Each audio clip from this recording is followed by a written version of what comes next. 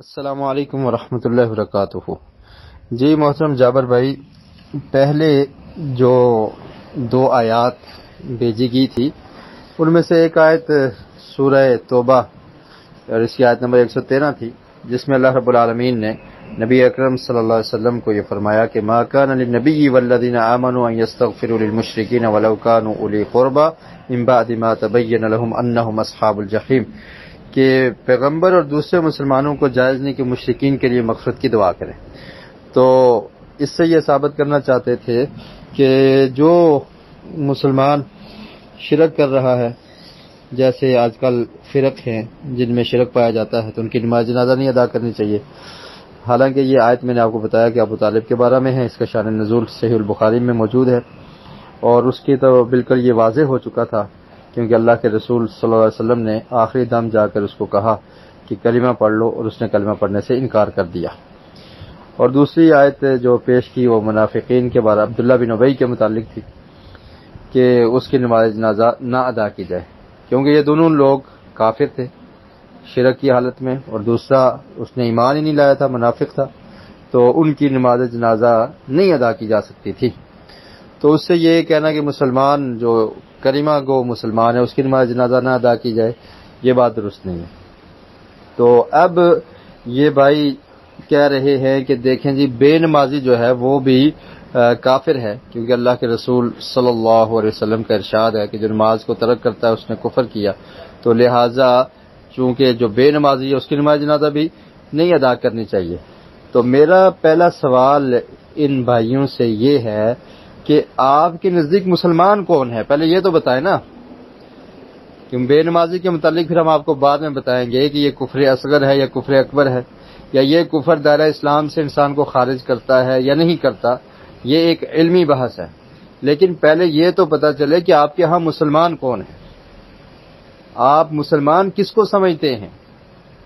آپ تو اپنے علاوہ کسی کو مسلمان ہی نہیں سمجھتے، تو صرف یہ کہنا کہ یہ لوگ فلاں گروہ سے تعلق رکھتے ہیں، بریلوی ہیں یا فلاں ہیں یا دیوبندی ہیں، تو یہ شرک کر رہے ہیں، یہ بات آپ کی درست ہی نہیں ہے، کیونکہ آپ کیا کہتے ہیں اپنے علاوہ آپ کسی کو مسلمان نہیں سمجھتے۔ تو جب آپ نے مسلمان نہیں سمجھا تو نماز اس کی کیسے قبول ہوگی؟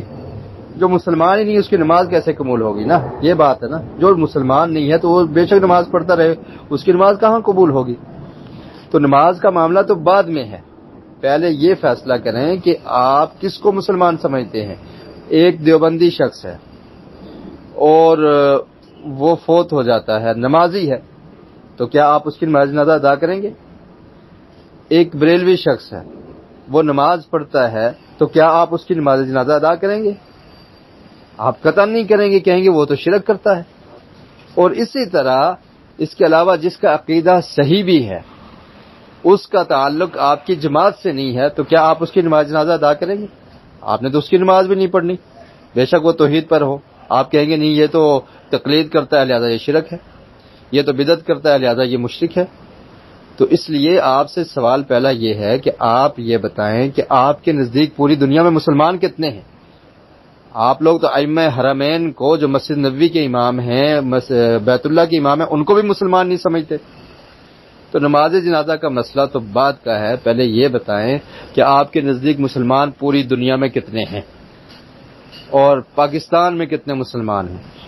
تو یہ تو ایسے لوگ ہیں کہ یہ تو اپنے علاوہ کسی اور کو مسلمان سمجھتے ہی نہیں، تو ان سے یہ بحث کرنا کہ مرزائی ان کو وہ بھی کلمہ پڑھتے ہیں، حالانکہ وہ تو مرتد ہیں ہم کہتے ہیں، یا ان سے یہ بحث کرنا کہ یہ جو فرقے ہیں ان کے جو ماننے والے ہیں ان کی نماز جنازہ ادا کرنا نہ کرنا، یہ بات کا سوال ہے۔ پہلے یہ بتائیں کہ مسلمان کون ہے، تاکہ ان کا پتہ تو چلے نا، پھر ہم اس بات کی طرف آئیں کہ بے نمازی کا کیا حکم ہے۔ تو پہلے یہ بتائیں کہ مسلمان کون ہے، کس کو یہ مسلمان سمجھتے ہیں؟ یہ تو اہل الحدیث کو بھی مسلمان نہیں سمجھتے، تو یہ انہیں کس کی نماز جنازہ پڑھنی ہے؟ اللہ تعالیٰ ان لوگوں کو ہدایت دے۔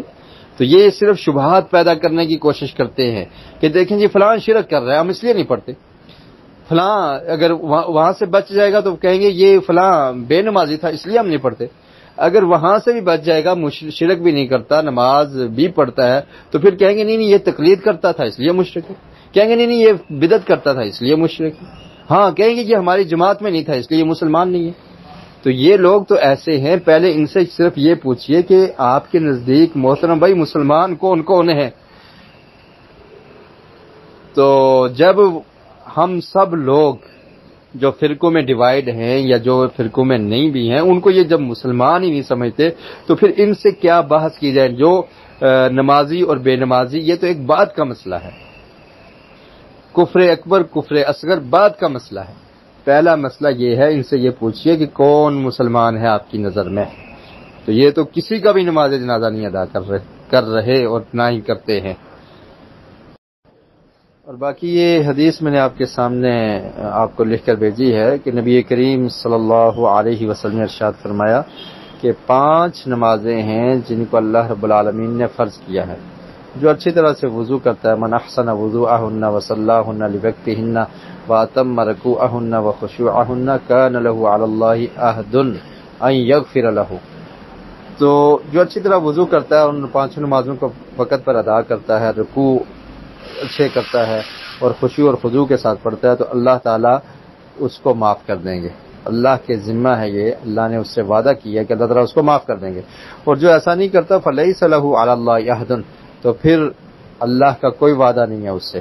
انشاء غفر لہ و انشاء عذبہ, اگر چاہیں اللہ تعالیٰ تو اس کو معاف کر دیں اور چاہیں تو اس کو عذاب دیں. تو یہ کس کے بارے میں ہے؟ جو بے نمازی ہے, کہ چاہیں تو اللہ معاف کر دیں اور چاہیں تو اس کو عذاب دیں. تو اب اگر آپ یہ کہتے ہیں کہ وہ تو پکا کافر ہو گیا, مرتد ہو گیا, تو کافر کے بارے میں یہی حکم ہے کہ اللہ تعالیٰ چاہے گا تو معاف کر دے گا, اور مشرک کے بارے میں یہی حکم ہے, جبکہ قرآن کہتا ہے ان اللہ لا یغفر ان یشرک بہ ویغفر ما دون ذلک لمن یشاء, کہ جو شرک کرتا ہے اللہ تعالیٰ اس کو معاف نہیں کرے گا. تو اس لیے تھوڑا سا اس میں فرق کی ضرورت ہے. اور میں جانتا ہوں کہ بعض علماء تارک صلاۃ کو, یعنی جو تارک نماز ہے, اس کو کافر بھی کہتے ہیں. بہرحال دیگر علماء کی رائے بھی موجود ہے کہ جو نماز کا بالکل انکار کر دے تو وہ کافر ہو جاتا ہے.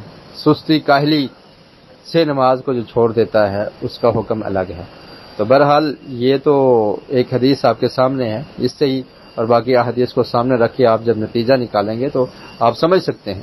لیکن بہرحال یہ بحث تو تب ہے نا کہ جب جو ہمارے سامنے جو بندے سائل ہیں یا سوال کرنے والے ہیں وہ ان سے پتہ تو چلے کہ وہ مسلمان کس کو سمجھتے ہیں, تو پھر بات بنے گی.